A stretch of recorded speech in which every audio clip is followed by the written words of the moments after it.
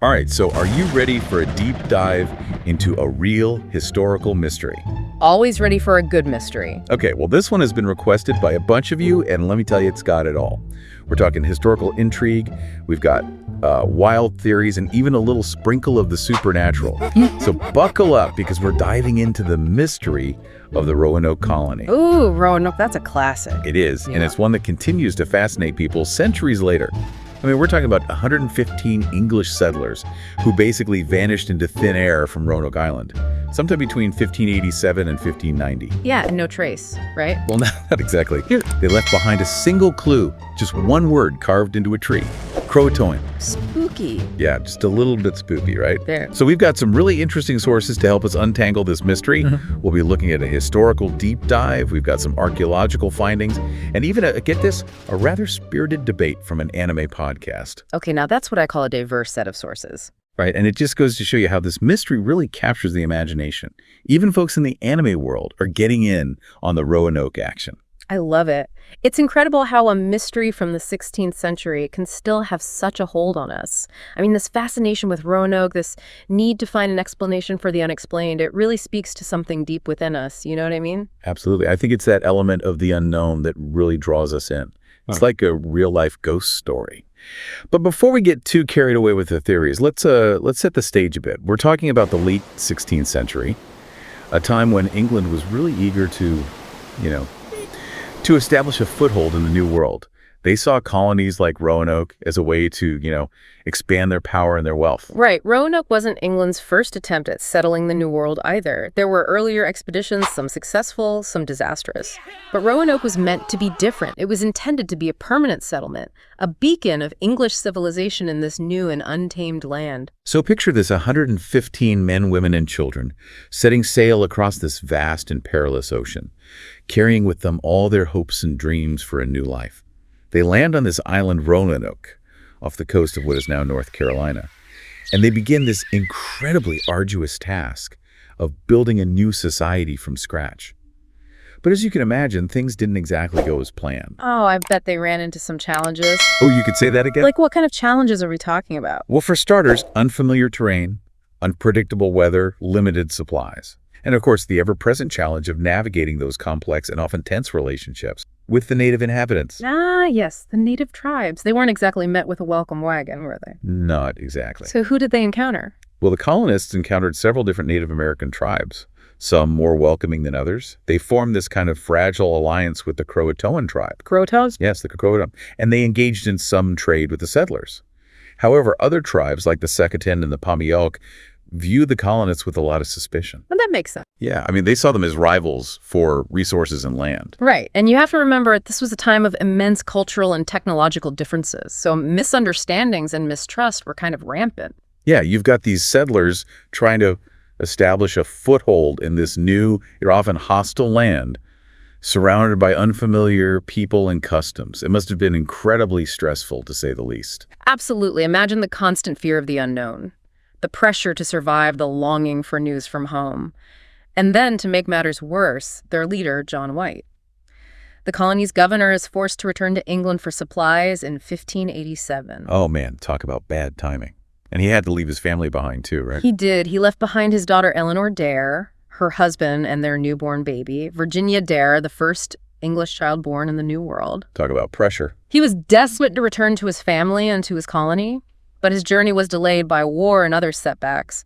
By the time he finally made it back to Roanoke in 1590, 3 years later, the colony was deserted. Oh, wow. Deserted. So what did he find?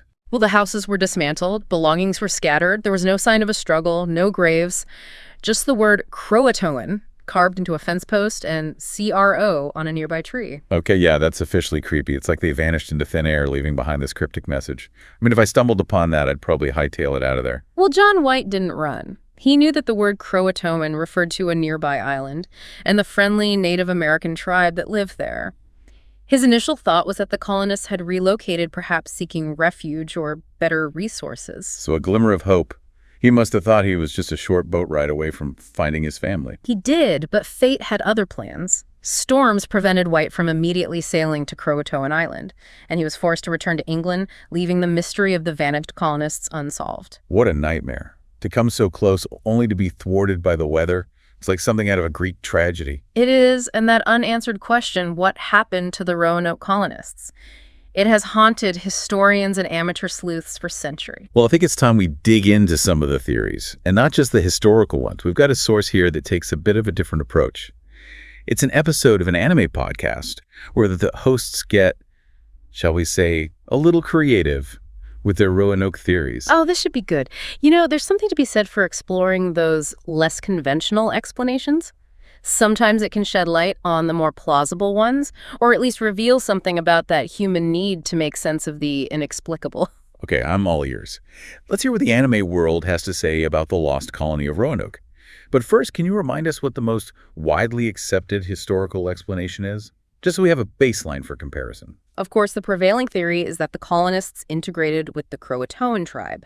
They were facing dwindling supplies, a harsher winter was approaching, and they knew the Croatoan were at least somewhat friendly, so seeking refuge with them would have been a logical, if risky, choice. Makes sense. Survival often trumps everything else, right? But let's be honest, it's a bit anticlimactic for a mystery. This intriguing. You're telling me.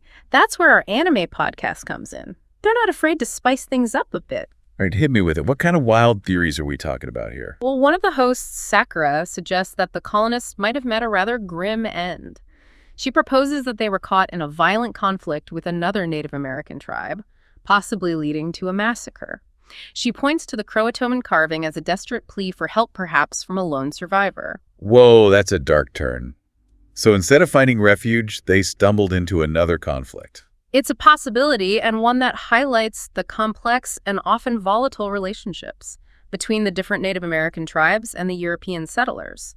Remember, the arrival of the colonists disrupted the existing power dynamics, creating tensions and rivalries? And you know, that Croatoan carving does take on a whole new meaning in that context.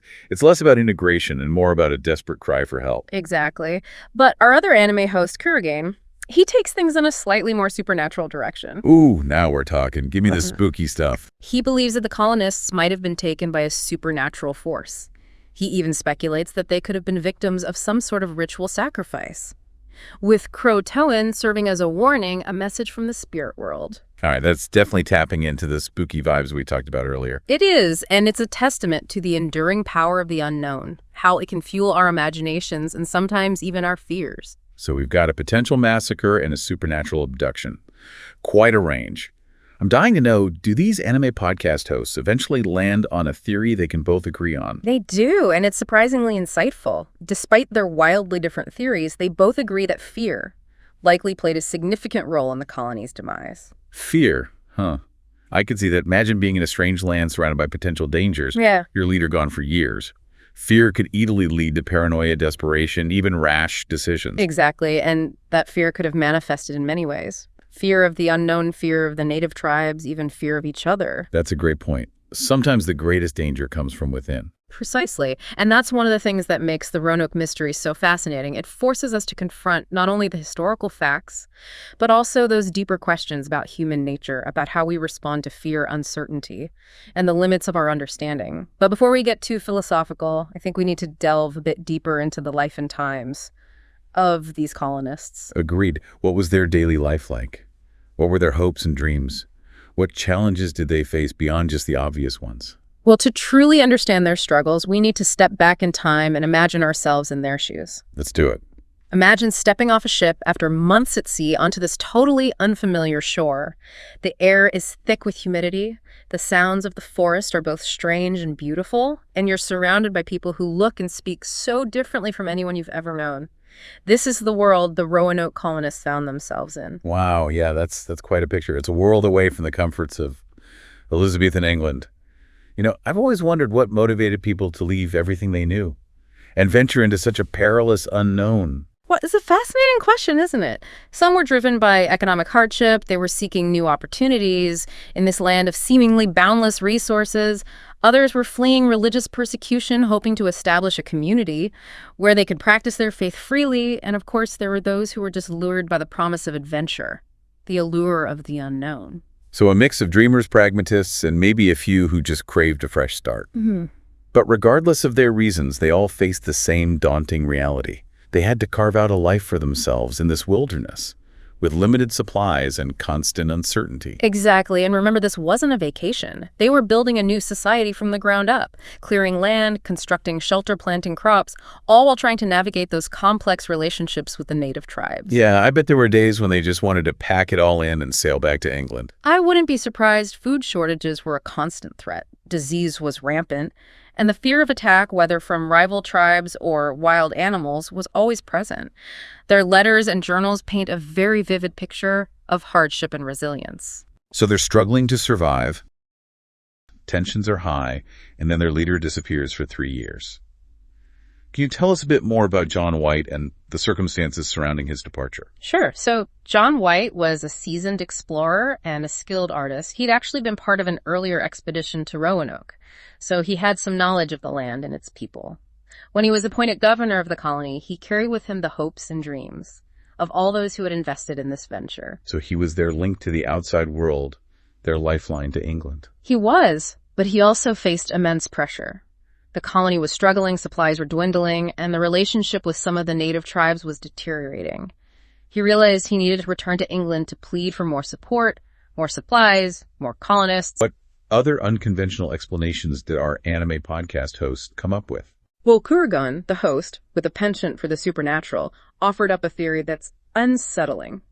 As intriguing as it is unsettling, he proposed that the colonists might have stumbled upon something ancient and powerful, something that altered their reality, their very existence. Okay, now we're venturing into the realm of science fiction. What kind of ancient and powerful something are we talking about here? He didn't specify, but he hinted at the possibility of a portal, a gateway to another dimension, or perhaps a lost civilization with advanced technology or supernatural abilities. That's a pretty wild leap, even for an anime podcast. It is, but think about it. The Roanoke Colony disappeared without a trace. Their belongings were left behind seemingly undisturbed. It's as if they simply ceased to exist, as if they were erased from reality. I'll admit that's a chilling thought. It taps into that primal fear of the unknown, the possibility that there are forces at work beyond our comprehension. Exactly, and whether or not we believe in portals or other dimensions, the idea that the colonists might have encountered something truly inexplicable, something that defied their understanding of the world, adds a layer of intrigue to the mystery. Okay, so we've got Integration Massacre walking away, and now interdimensional portals. Quite the range of theories. But before we get too lost in the hypothetical, let's bring it back to reality for a moment.